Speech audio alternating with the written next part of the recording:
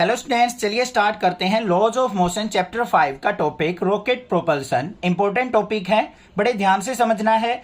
बच्चे क्या करते हैं, इस टॉपिक के अंदर कुछ कंसेप्ट्स को रट लेते हैं, मुझे पता है, बट आपको रटने की जरूरत नहीं पड़ेगी। ये वीडियो देखने के बाद हर एक कंसेप्ट आपका अच्छे से क्लियर हो जाएगा। तो चैनल को जरूर सब्सक्राइब करके जाना। अब सबसे पहले बात करते हैं रॉकेट प्रोपल्सन का मतलब क्या होता है। रॉकेट का मतलब तो आपको पता है।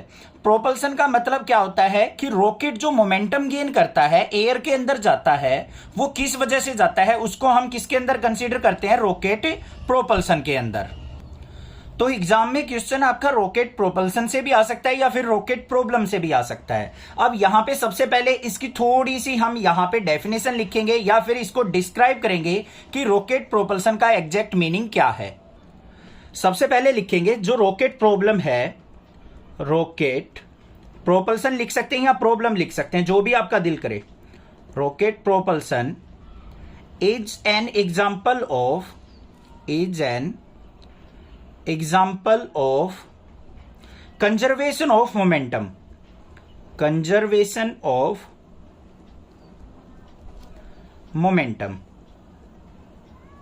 ठीक है भाई, कि जो हमारा रॉकेट प्रोपल्सन होता है वो कंजर्वेशन ऑफ मोमेंटम का एक एग्जाम्पल होता है। अब इसके अंदर होता क्या है, लिखेंगे वो इन रॉकेट। आप अपनी लैंग्वेज में बना के लिख सकते हो, ऐसा नहीं है कि जो मैं लिख रहा हूं वही लिखना है आपको। तो यहां पे क्या लिखेंगे, in rocket gases at high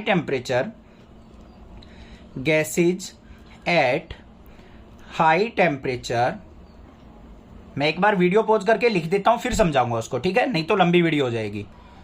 तो यहां पे मैंने एक छोटी सी थ्योरी लिखी है, ध्यान से समझो क्या है। आप अपनी लैंग्वेज में बना के लिखना, बट समझ लो क्या है।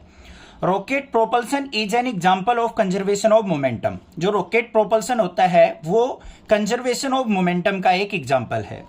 In rocket gases at high temperature and pressure are produced by the combustion of fuel. अब आपको पता है रॉकेट के अंदर फ्यूल भरा हुआ होता है। अब जैसे ही वो फ्यूल बर्न होता है, उसके अंदर कंबशन होता है, तो उसके अंदर हाई टेम्परेचर और प्रेशर क्रिएट होता है। अब हाई टेम्परेचर और प्रेशर क्रिएट होने के कारण ही क्या होता है कि जो रॉकेट है वो मूव करता है। The backward momentum of gases is equal to the forward momentum of the rocket. अब जितनी स्पीड से गैसेज बर्न होंगी उतनी ही स्पीड या उतना ही मोमेंटम क्या करेगा, रॉकेट गेन करेगा। आगे क्या कहा है, due to the decrease in mass of fuel acceleration of rocket increase. अब जैसे जैसे ही हमारा फ्यूल जो है वो डिक्रीज होता चला जाएगा, ऐसे ही हमारी एक्सेलरेशन ऑफ द रॉकेट क्या हो जाएगी, इंक्रीज होते चली जाएगी। मतलब जितनी स्पीड से हमारा फ्यूल बर्न होगा उतनी ही रॉकेट क्या करेगा, एक्सेलरेशन गेन करता चला जाएगा। ये हमने यहां पे एक छोटी सी थ्योरी लिखनी है। अब इसके एक्सप्रेशन के ऊपर चलते हैं। एक्सप्रेशन के अंदर हमें क्या करना पड़ेगा, ये जो फिगर है, ये डायग्राम जो है, इसको बड़े ध्यान से समझना है। सारा खेल इसी का है और कुछ भी नहीं है। तो यहां पे हम बात करेंगे अपने एक्सप्रेशन की, कि एक्सप्रेशन क्या है। यहां पे एक्सप्रेशन के अंदर हमें क्या निकालना है कि जो हमारा वेलोसिटी गेन करेगा ना, वो हमें फाइंड आउट करनी है कि हमारा जो रॉकेट है बर्निंग ऑफ फ्यूल के कारण क्या वेलोसिटी अटेन करता है। अब सबसे पहले देखो, हम जो भी लिखेंगे उससे पहले ध्यान से समझ लो। स्टार्टिंग में लॉन्चिंग पैड के ऊपर हमारा रॉकेट है, उसके अंदर सारा का सारा फ्यूल भरा हुआ है m0, और इनिशियल वेलोसिटी क्या होगी, v0 at time t equal to 0। जब हमारी लॉन्चिंग प्रोसेस स्टार्ट नहीं हुई है, मतलब हमारा लॉन्चिंग पैड के ऊपर रॉकेट रेडी है लॉन्च होने के लिए, तो उसका इनिशियल मास क्या है, m0, initial velocity v0 at time t equal to 0। ये तो होगी इनिशियल कंडीशन। अब जैसे ही हमने कुछ टाइम t के बाद देखा कि लॉन्च स्टार्ट हो गया, हमारा लॉन्चिंग स्टार्ट हो गई रॉकेट की, at time t equal to t, मतलब कुछ भी टाइम हो सकता है, वहां पे मिनट भी हो सकती है, सेकेंड्स भी हो सकती हैं। गैसेज जो होंगी वो बर्न, जो फ्यूल होगा वो बर्न होना स्टार्ट हो जाएगा, गैसेज रिलीज होंगी at velocity vg, velocity of gas downward, और जो वेलोसिटी होगी रॉकेट की वो कहां पे होगी, अपवर्ड डायरेक्शन में। और कुछ टाइम के बाद हम देखेंगे कि जो फ्यूल है कुछ बर्न हो जाएगा और इसका मास जो है रॉकेट का वो क्या रह जाएगा, m रह जाएगा। समझ में आ गई सेकंड स्टेज। अब बात करते हैं थर्ड स्टेज की। अब यहां पे t is equal to t था। अब इसके तुरंत बाद कुछ छोटे से टाइम के बाद और देखा हमने t equal to t plus delta t, time को हमने इंक्रीज कर दिया, वेलोसिटी ऑफ गैसेज डाउनवर्ड रहेगी, तो मास क्या हो जाएगा रॉकेट का, डिक्रीज हो जाएगा, क्योंकि फ्यूल जो है वो बर्न होना स्टार्ट हो चुका है। तो m मास से क्या हो जाएगा, m माइनस डी, छोटा सा मास एक डिक्रीज हो जाएगा, और वेलोसिटी क्या हो जाएगी, उस कंबसन ऑफ फ्यूल के कारण थोड़ी सी इंक्रीज हो जाएगी v प्लस dv के इक्वल। ये किस टाइम पे, t equal to T plus dt के इक्वल। समझ में आ गई बात, क्लियर है। तीनों की तीनों जो शेप है इसकी, जो तीनों की तीनों फिगर्स हैं वो अच्छे से, डायग्राम आपको अच्छे से क्लियर हो चुके होंगे। अब इनको हम लिखते हैं कि हमने किस टाइम पे क्या क्या चीजें ली हैं। सबसे पहले देखेंगे हम at time t equal to zero. At time t equal to zero, जब हमारा time t equal to zero था तो हमारा m नोट क्या है बच्चों, initial mass of rocket. Initial mass of rocket with fuel, with fuel.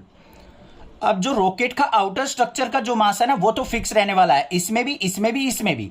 जो change in मास आएगा वो किस वजह से आएगा, फ्यूल के कारण। इसमें m नॉट मास था, यहां पे कुछ फ्यूल बर्न हो चुका, यहां पे थोड़ा और ज्यादा बर्न हो चुका, तो जो इसका मास डिक्रीज होता जा रहा है वो फ्यूल बर्न की वजह से हो रहा है।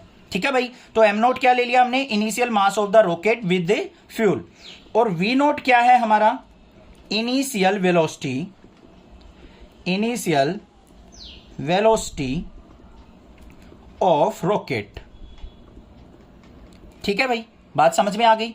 अब हमने क्या देखा, at time t equal to T, तो सेकेंड कंडीशन क्या हो जाएगी, at time t equal to T. कुछ टाइम के बाद जैसे ही हमारा रॉकेट लॉन्च होगा तो m क्या हो जाएगा हमारा, mass of rocket at time t equal to T. t equal to T के ऊपर हमारा रॉकेट का मास, जो रॉकेट का मास ले रहे हैं हम फ्यूल के साथ कंसीडर कर रहे हैं, और जो हमारा v हो जाएगा वो क्या हो जाएगी, velocity of rocket, velocity of rocket attained by, या फिर velocity attained by the rocket, velocity of rocket by combustion of fuel, by combustion of fuel. जैसे ही कुछ फ्यूल बर्न होगा तो वो v वेलोसिटी अटेन कर लेगा। ठीक है भाई, बात समझ में आ गई यहां पे। अब इसके बाद ध्यान से सुनो, यहां पे जो m की वैल्यू होगी वो हमेशा क्या होगी, less than m note.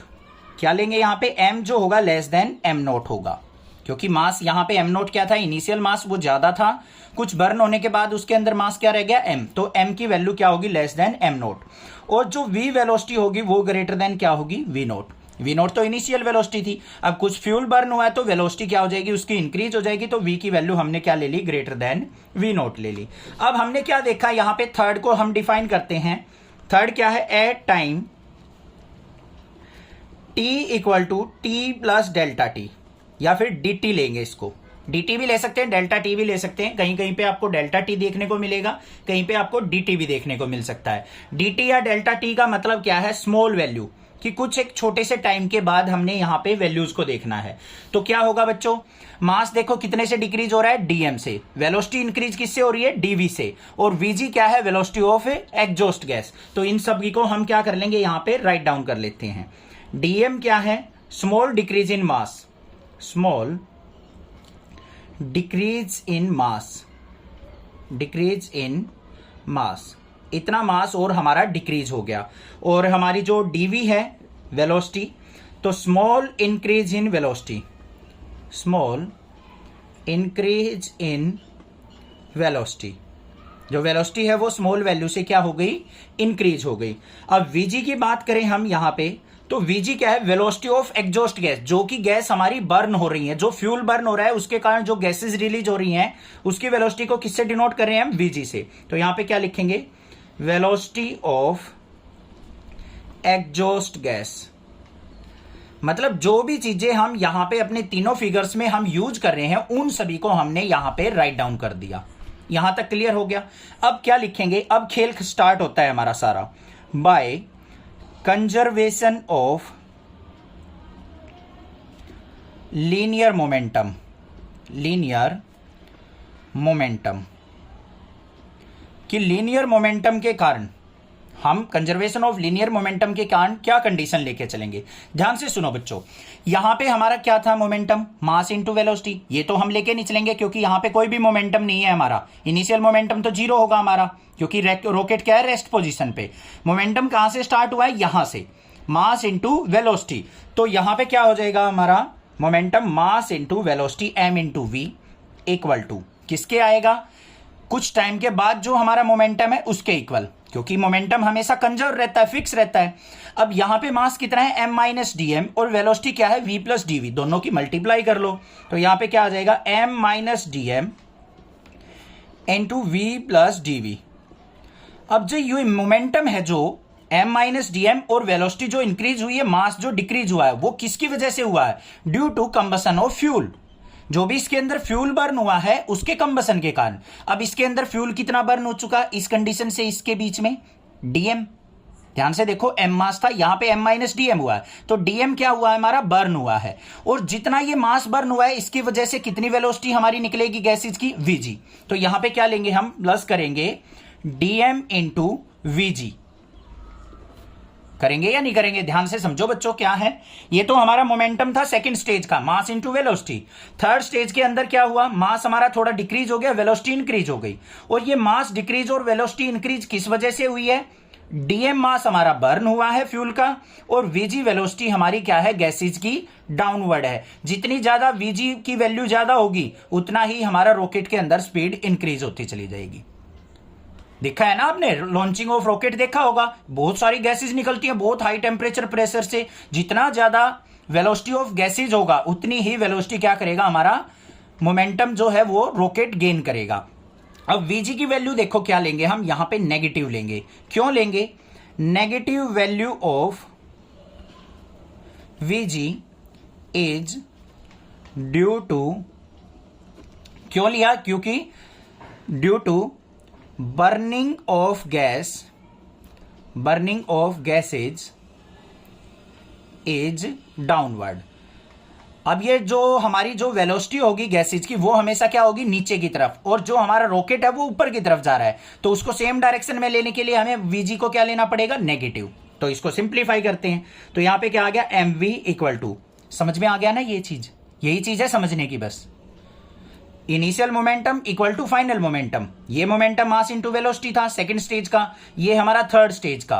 Clear, simplify करो इसको, m की v से मल्टीप्लाई एम वी, m की dv से मल्टीप्लाई प्लस का एम dv, माइनस dm की v से माइनस का v dm, माइनस dm की dv से माइनस का dm dv, और यहां पे माइनस का dm vg। कोई प्रॉब्लम नहीं है। अब dm dv देखो, dm का मतलब क्या होता है, स्मॉल चेंज इन मास, और dv का मतलब क्या है, स्मॉल चेंज इन वेलोसिटी। अब यहां पे dm की वैल्यू देख लो, मान लो 0.1 है, और dv की वेलोसिटी भी मान लो 0.2 है। अब इनकी प्रोडक्ट करेंगे तो हमारे पास क्या आ जाएगा, 0.02। इन दोनों से भी स्मॉल वैल्यू आ गई या नहीं, या फिर इनकी और स्मॉल वैल्यू हो तो प्रोडक्ट करेंगे तो और ज्यादा स्मॉल वैल्यू आती चली जाएगी। तो इस वैल्यू को क्या कर लेंगे हम, नेग्लेक्ट कर लेंगे। तो यहां पे लिखेंगे dm and dv are small values, small, and their product is very small, so neglect dm dv।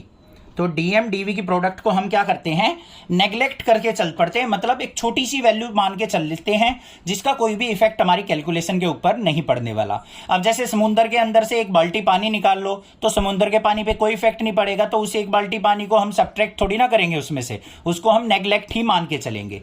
अब जैसे मान लो आपके पास 1000 रुपीज है और उनमें से 1 रुपया गुम हो जाए, तो आप ये सोचोगे चलो कोई नहीं, 999 तो है मेरे पास, 1 रुपया ही तो गुम हुआ है, कोई बात नहीं। और मान लो आपके पास 5 रुपीज है, 5 में से ही 1 रुपया कम हो जाए तो आपको फर्क पड़ेगा, इफेक्ट पड़ेगा। तो ऐसे ही यहां पे क्या है, इस कैलकुलेशन पे डीएम डीवी का कोई भी इफेक्ट नहीं आएगा, इसीलिए इसको हम नेग्लेक्ट कर लेते हैं। कुछ बच्चे रट्टा मार लेते हैं भाई नेग्लेक्ट करना है, रीजन पता लग गया होगा क्यों नेग्लेक्ट करना है। अब यहां पे देखो ये एमवी है, ये एमवी कैंसिल आउट हो गया, या फिर इसको इधर लेके जाएंगे कैंसिल आउट हो जाएगा। अब यहां पे पॉजिटिव वैल्यू को एक तरफ रखो और नेगेटिव वैल्यूज को एक तरफ, M D V equal to negative वाली वैल्यूज को इस तरफ ले जाओ, ये इस तरफ जाएगा तो वी डी एम, और ये प्लस में dm vg। यहां पे क्या आ गया, m dv इक्वल टू, यहां से हम क्या करेंगे v प्लस vg और इनटू में dm। बात समझ में आ गई या नहीं आ गई? कोई दिक्कत नहीं होनी चाहिए। इसको आगे सिंप्लीफाई करते हैं। अब देखो यहां पे हम मानते हैं if u is relative velocity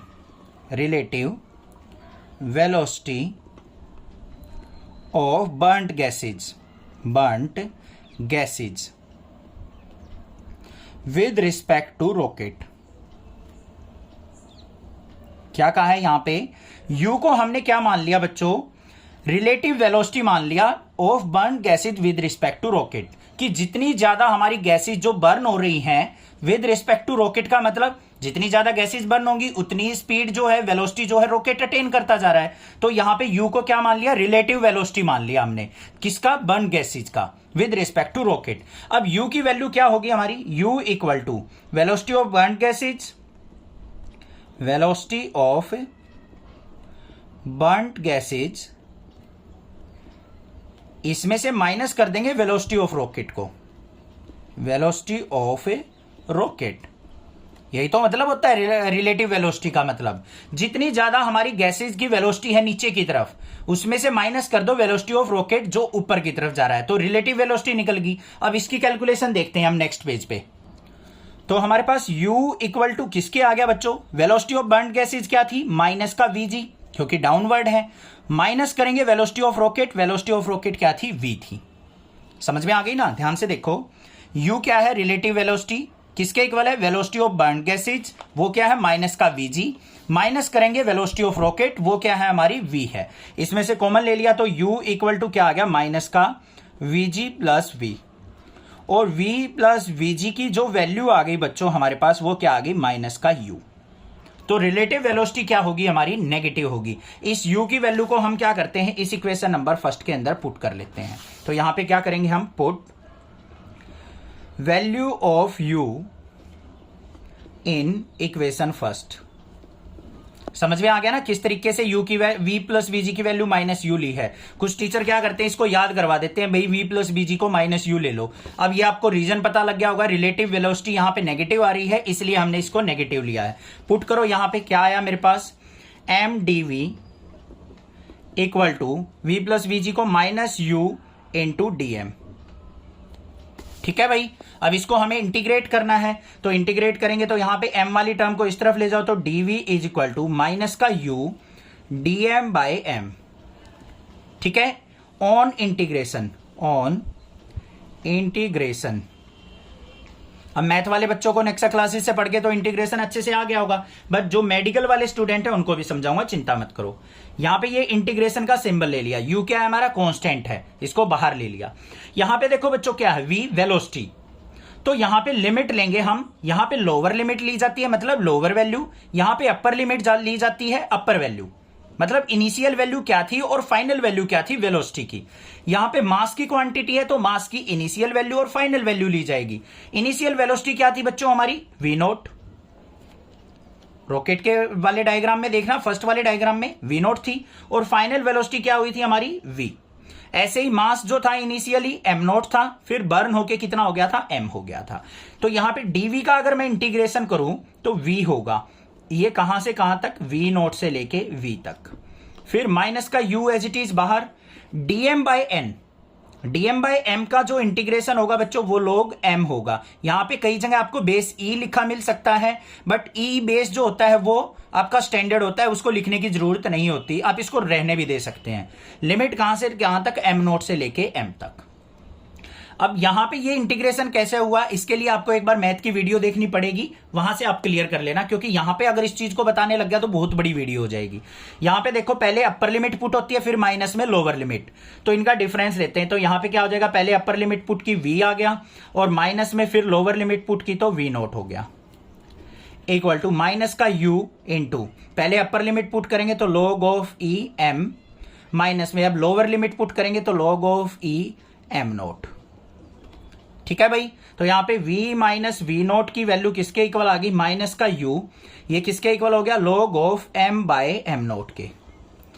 ये तो फॉर्मूला पता होगा आपने, log ऑफ m माइनस में log ऑफ n किसके इक्वल होता है? log of m by n के। ये फॉर्मूला लगा दिया। अब यहां पे नेगेटिव वैल्यू है, नेगेटिव वैल्यू को अंदर लेके जाएंगे तो हम क्या लिख देंगे यहां पे? v minus V naught equal to u log of, इसको रिवर्स कर दो, m नोट बाय m।